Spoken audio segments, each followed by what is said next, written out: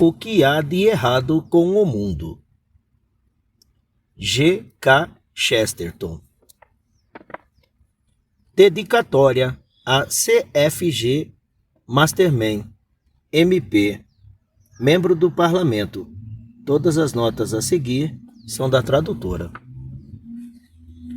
Meu amigo Charles, chamei este livro originalmente Do que há de errado, e seu humor sardônico ficaria satisfeito ao tomar conhecimento dos numerosos mal-entendidos que surgiram com o uso do título. Muitas damas compassivas que me vieram visitar arregalaram os olhos quando comentei casualmente que estive a manhã toda fazendo o que há de errado. E um ministro saltou da cadeira quando lhe disse que tinha de subir correndo a fazer o que há de errado, mas que voltaria num minuto. Ao menos foi isso que ele entendeu. Não posso presumir de que vício oculto exatamente me acusavam em silêncio, mas sei do que eu mesmo me acuso. De ter escrito um livro informe e inadequado, um livro indigno de ser-lhe dedicado. Pode parecer requintada insolência presentear com tão selvagem obra alguém que registrou 2 ou 3 das mais impressionantes visões dos irrequietos milhões da Inglaterra. Você é o único homem vivo capaz de fazer o mapa da Inglaterra fervilhar de vida. Proeza arrepiante e invejável. Por que então haveria eu de importuná-lo com um livro que, mesmo que consiga alcançar seu objetivo, o que é algo monstruosamente improvável, não passará de estrondoso galope de uma teoria? Bem, faço em parte porque penso que vocês, políticos, não são os piores destinatários para um bocado de ideais inconvenientes. Mas principalmente porque você reconhecerá aqui muitas das discussões que outrora tivemos. Discussões que nem as senhoras mais maravilhosas do mundo teriam suportado por muito tempo. E você talvez concorde comigo em que o fio da camaradagem e da conversação deve ser protegido, uma vez que é frívolo. Devemos tê-lo como sagrado e jamais rompê-lo, pois não há como reatá-lo. É exatamente porque a discussão é inútil que os homens, digo os varões, devem levá-las a sério. Pois até o dia do juízo, quando teremos novamente tão deliciosa querela. Mas acima de tudo, ofereço-lhe este livro, porque nos une não só a camaradagem, mas algo bem diferente, chamado amizade, uma concórdia acima de todas as discussões e um fio que, queira Deus, jamais se romperá. Sempre seu, G. K. Chesterton. Parte 1. O desabrigo do homem. Primeiro, o erro médico. Um livro de investigação sociológica moderna tem uma estrutura rigidamente definida. Começa, a regra geral, com uma análise, com estatísticas, com tabelas de população, com a constatação da diminuição da criminalidade entre os congregacionalistas e do crescimento da histeria entre os policiais, com toda a sorte de fatos apurados. Termina com um capítulo que geralmente tem por título A Solução. Se a solução jamais chega a ser encontrada, isto se deve quase exclusivamente a esse método científico, cuidadoso e sólido, pois esse esquema médico de pergunta e resposta é uma asneira, a primeira grande asneira da sociologia. sempre obriga a determinar a doença antes de encontrar a cura, quando a própria definição e dignidade do homem exige, na verdade, que em questões sociais achemos a cura antes da doença. Essa é uma das 50 falácias que procedem da compulsão moderna por metáforas biológicas e corporais. É conveniente falar do organismo social, assim como é conveniente falar do rei leão britânico. Mas a Grã-Bretanha não é mais um organismo que um leão. A partir do momento em que damos a uma nação a unidade e a simplicidade de um animal, começamos a pensar de maneira selvagem. Não é porque todo homem é bípede que 50 homens serão uma centopeia. Isso deu margem, por exemplo, ao escancarado absurdo de estar-se sempre a falar em nação jovens e nações moribundas. Como se uma nação tivesse um período de vida fixo e físico. Assim, dirão que a Espanha entrou numa senilidade derradeira.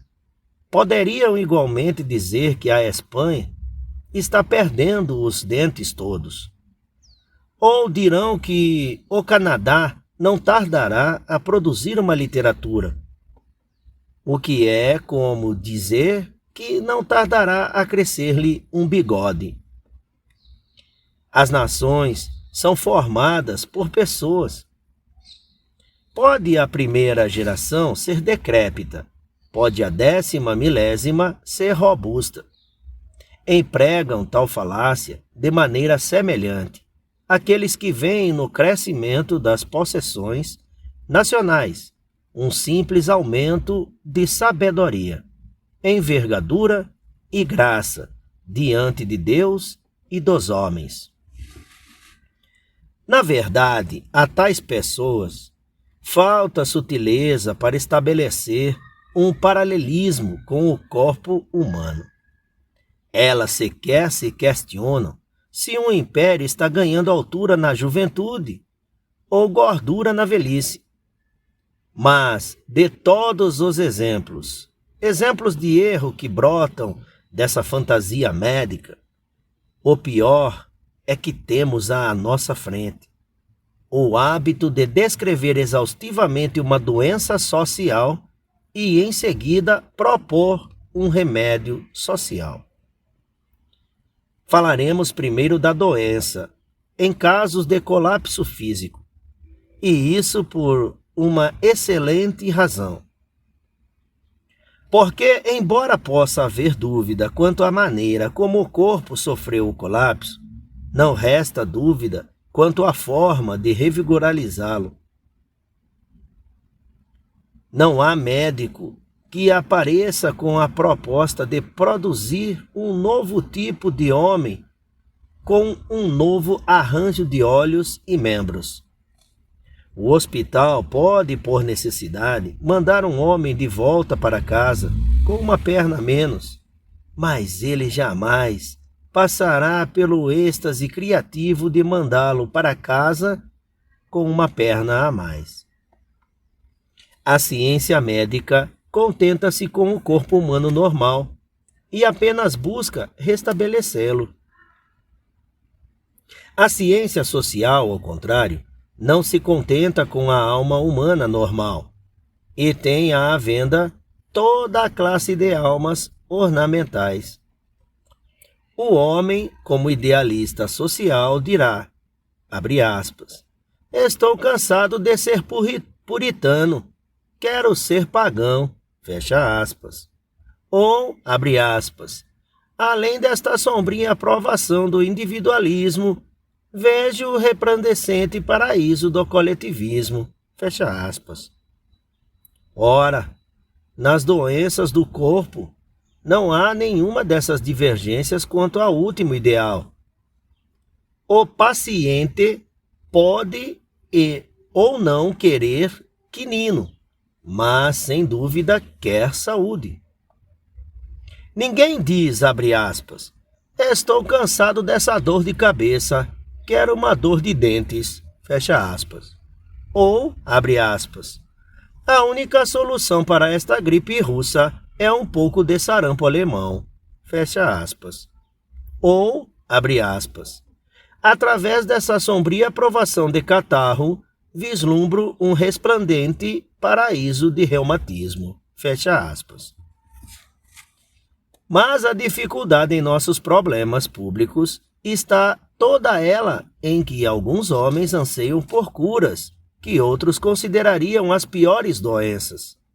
Oferecem como estados de saúde circunstâncias que outros não hesitariam em chamar de doenças, de estados de doenças. O Sr. Belloc disse certa vez que não se desfaria da ideia de propriedade, assim como não se desfaria de seus dentes.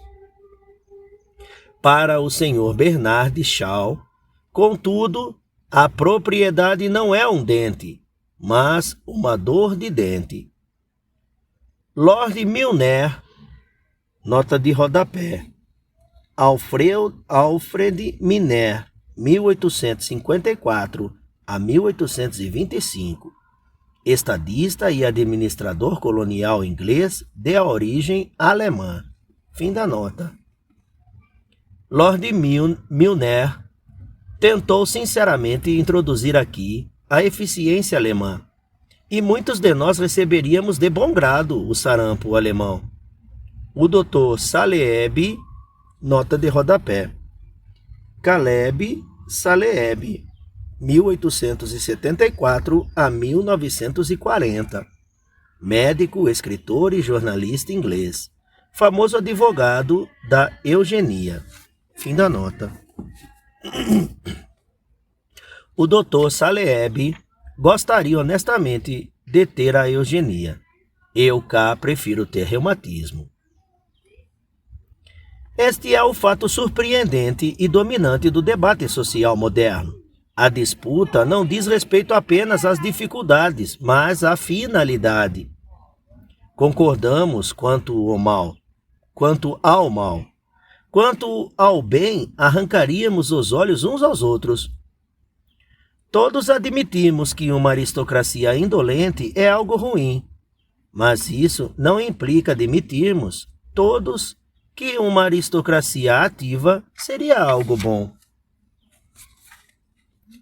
Todos nos zangamos com um clero irreligioso, mas alguns de nós ficariam loucos de desgosto com um clero de fato religioso. Toda a gente fica indignada se nosso exército ficar fraco, inclusive aqueles que ficariam ainda mais indignados se ele estivesse forte. O caso social é exatamente o oposto do caso médico.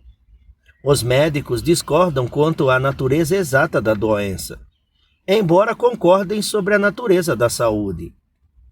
Nós, ao contrário, concordamos que a Inglaterra está insalubre, mas metade de nós seria incapaz de ver saúde naquilo que a outra metade chama de saúde fluorescente. Fluorescente é isto. Abusos públicos são tão patentes e pestilentos que arrastam todas as pessoas generosas para uma espécie de unanimidade fictícia. Esquecemo-nos de que, embora concordemos quanto aos abusos, podemos discordar muito quanto aos usos. O Sr. Cadbury, nota de rodapé, George Cadbury, 1839 a 1922, industrial inglês, Quaker, preocupado com a qualidade de vida de seus trabalhadores, construiu um vilarejo para os operários de suas fábricas, oferecendo-lhes também horários de descanso, facilitando para os idosos e cursos eu li errado. de novo, oferecendo-lhe também horários de descansos, facilidades para os idosos e cursos de espiritualidade para os quakers. Fim da nota. O senhor Cadbury e eu concordaríamos sobre os pubs perniciosos. Seria à frente do bom pub que nossa rixa pessoal começaria. Afirmo, pois, a inutilidade do método sociológico comum, que primeiro disseca e abjeta pobreza ou cataloga a prostituição. Todos nós temos aversão à pobreza abjeta, mas se começássemos a discutir a pobreza independente e digna, as coisas seriam diferentes. Todos nós desaprovamos a prostituição, mas nem todos aprovamos a pureza. A única forma de falar do mal social é ir direto ao ideal social. Todos temos consciência da loucura nacional. Mas o que é sanidade nacional? Chamei este livro de O que há de errado com o mundo, e a conclusão do título pode ser tirada de forma clara e fácil. Errado é não nos perguntarmos o que está certo. Segundo, procura-se homem não prático. Há uma piada filosófica que pretende caracterizar as intermináveis e inúteis discussões dos filósofos. Refiro-me à piada sobre o que veio primeiro, o ovo ou a galinha. Não estou certo de que, quando devidamente entendida, seja uma pergunta assim tão fútil. Não me interessa aqui entrar nessas profundas controvérsias metafísicas e teológicas, das quais o debate do ovo e da galinha é um exemplo frívolo, mas bastante oportuno.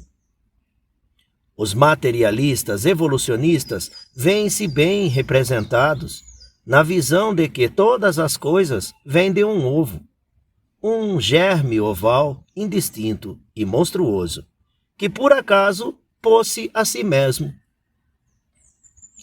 A outra escola de pensamento sobrenatural, à qual pessoalmente adiro, não estaria mal representada pela ideia de que este nosso mundo redondo não passa de um ovo chocado por uma ave sagrada e incriada, a pomba mística dos profetas. Mas é para funções muito mais humildes que invoco aqui o terrível poder de tal distinção. Esteja ou não a ave viva no princípio de nossa cadeia mental, é absolutamente necessário que esteja ao fim dessa cadeia. A ave é o alvo, não da arma de fogo, mas da varinha mágica que concede a vida. O essencial para pensarmos com acerto é considerar que o ovo e a ave não devem ser tidos como ocorrências cósmicas de igual monta que se vão alternando repetidamente por toda a eternidade. Não os convertamos num mero padrão ovo e ave, como o motivo ornamental clássico do ovo e dardo. Um é meio, outro é fim. Pertencem a universos mentais diferentes. Deixando de lado as complicações da mesa de café da manhã, o ovo existe, fundamentalmente, apenas para produzir a galinha.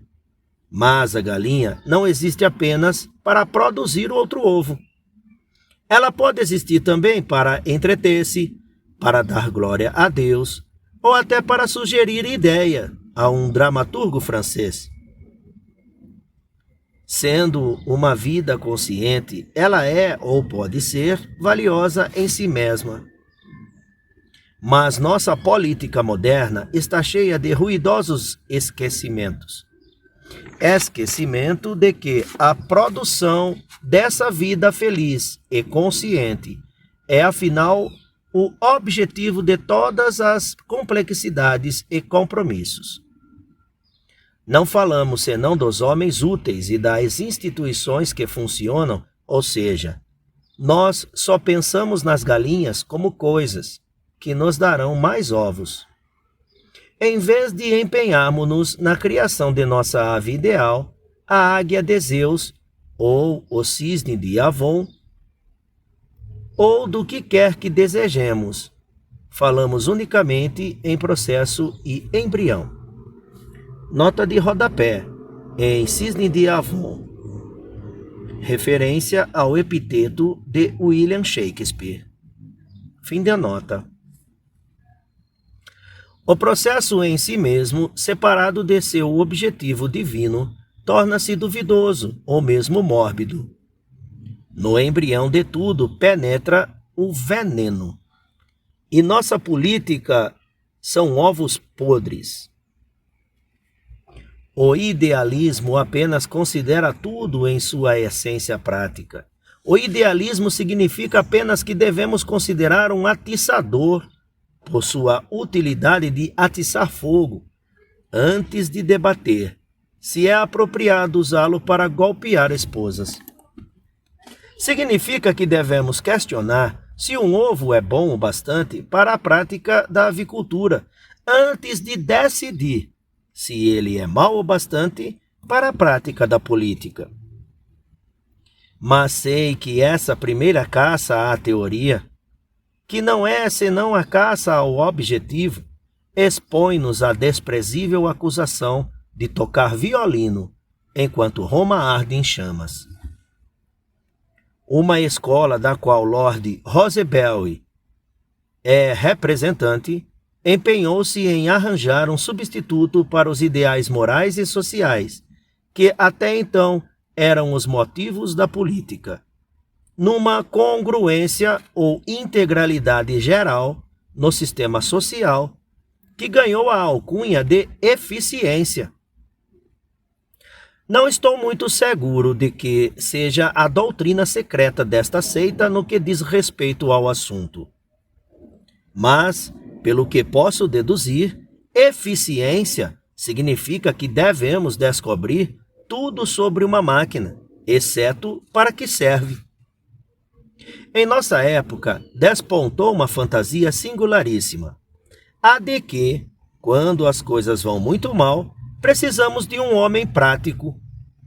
Seria muito mais verdadeiro dizer que, quando as coisas vão muito mal, precisamos de um homem teórico. Um homem prático é alguém acostumado à mera prática cotidiana, à maneira como as coisas funcionam normalmente. Quando as coisas não estão funcionando, é preciso do pensador, do homem com uma doutrina que explica por que elas não estão funcionando. Enquanto Roma arde em chamas, é errado tocar violino. Mas é correto estudar teoria hidráulica. Portanto, urge abandonar o agnosticismo diário e tentar rerum cognoscere causas, conhecer a causa das coisas. Se seu avião tiver uma leve avaria, um homem hábil poderá consertá-lo. Contudo, se padecer de um grande mal, de um mal grave, o mais provável é que se tenha de tirar de uma universidade ou laboratório algum velho e distraído professor de cabeleireira desgrenhada e branca para analisar o mal. Quanto mais complicada a avaria, tanto mais grisalho e distraído haverá de ser o teórico. E em casos extremos, apenas o provavelmente insano inventor da máquina voadora em que você se encontra será capaz de dizer o que se passa. A eficiência é algo fútil, pela mesma razão que faz fúteis os homens fortes. A força de vontade e o super-homem. É fútil porque só se ocupa das ações depois de concluídas. Não tem uma filosofia para incidentes antes que aconteçam. Por conseguinte, não tem poder de escolha. Um ato só pode ser bem ou mal sucedido depois de executado. Se ainda está para começar, ele só poderá ser de maneira abstrata certo ou errado. Não há como apostar no vencedor, pois quando apostamos, ele ainda não é o vencedor. Não há como lutar do lado do vencedor, pois se luta exatamente para descobrir qual é o lado vencedor. Se uma operação sucedeu, essa operação era eficiente. Se um homem é assassinado, o assassino foi eficiente. Um sol tropical é tão eficiente em tornar as pessoas indolentes quanto um capataz brigão de Lancashire é eficiente em torná-las enérgicas. Maeterlinck é tão eficiente em encher um homem de estranhos tremores espirituais quanto os senhores Croce e Blackwell são eficientes em encher um homem de geleia. Nota de rodapé em Blackwell. Edmund Croce e Thomas Blackwell, proprietários da empresa de produtos alimentícios Croce e Blackwell. Fim da nota. Cético moderno, que é Lord Rosebery, provavelmente preferiria os tremores espirituais. Eu, como ortodoxo cristão, prefiro a geleia. Mas ambas as coisas são eficientes quando efetuadas. Um homem que pensa demasiado no sucesso deve ser o mais letárgico dos sentimentalistas, pois deve estar sempre a olhar para trás. Se só lhe apetece a vitória, deverá chegar sempre atrasado para a batalha. Para o homem de ação, não há nada senão idealismo. Este ideal definido é, de longe, assunto mais urgente e prático na presente desordem da Inglaterra do que quaisquer planos ou propostas imediatas. Pois o caos atual deve-se a uma espécie de esquecimento generalizado de tudo a que os homens originalmente almejavam. Nenhum homem reclama o que deseja. Todos reclamam o que fantasiam poder obter. Em breve, as pessoas se esquecerão do que o homem queria no princípio. E depois de uma vida política bem-sucedida e vigorosa, ele mesmo se esquecerá. O todo é uma extravagante profusão de segundos lugares, um pandemônio de pis-aller, de outros menores males. Ora, este tipo de flexibilidade não só frustra qualquer persistência heróica, como também frustra qualquer compromisso verdadeiramente prático. Só se pode encontrar a distância média entre dois pontos se os dois pontos permanecerem imóveis. Podemos fazer um acordo entre dois litigantes que, sozinhos, não conseguem o que querem, mas não se eles não nos disserem o que querem. O proprietário de um restaurante preferiria que cada freguês fizesse seu pedido objetivamente, fosse ibis assado ou elefante cozido. A que pusesse a cabeça entre as mãos, perdido em cálculos aritméticos de quanta comida caberia no recinto. A maioria de nós já teve a oportunidade de conviver com certo tipo de senhoras que, dominadas por um perverso altruísmo, causam mais problemas do que os egoístas. Elas gritam para conseguir o prato mais impopular e brigam pelo assento mais desconfortável.